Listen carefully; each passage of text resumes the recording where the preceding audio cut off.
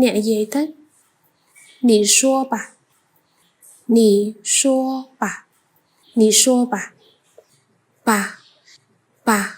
ពាក្យ吧គឺប្រើនៅខាងចុងប្រយោគ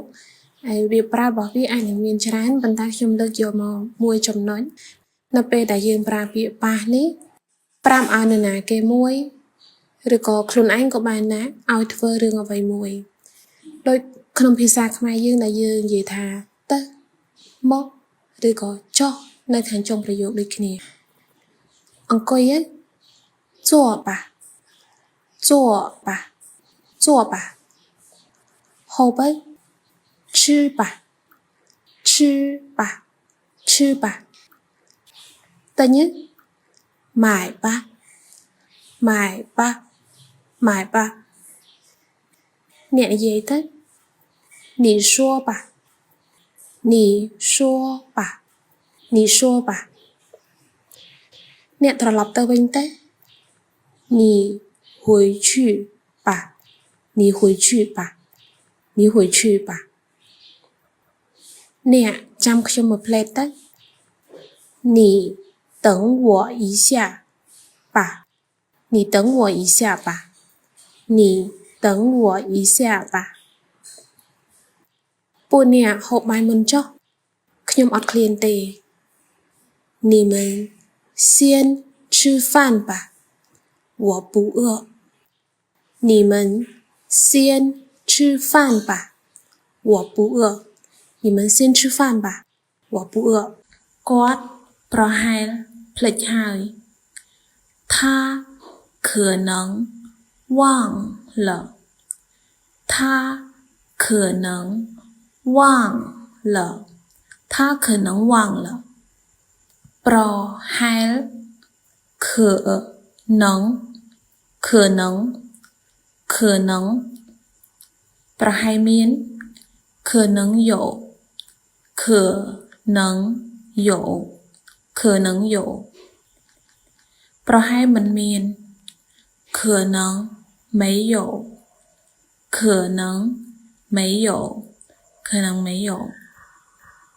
ប្រហែលមិនដឹង可能不知道可能不知道គាត់ប្រហែលមិនដឹងទេ他可能不知道他可能不知道他可能不知道គាត់ប្រហែលមិនយល់他可能不明白他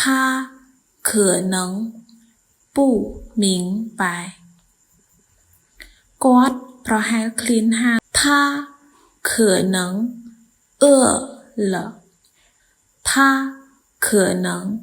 饿了他可能饿了គាត់ប្រហែលហត់ហើយ他可能累了他可能累了他可能累了ភាសាចិនពិបាកណាស់中文很难ខ្ញុំប្រហែលរៀនមិនចេះទេ我可能学不会រៀនមិនចេះ学不会ភាសាចិនពិបាកណាស់ខ្ញុំប្រហែលរៀនមិនចេះទេ中文很难我可能学不会中文很难我可能学不会ខ្ញុំគិតថាប្រហែលមានបញ្ហាគិតថា觉得មានបញ្ហា有问题有问题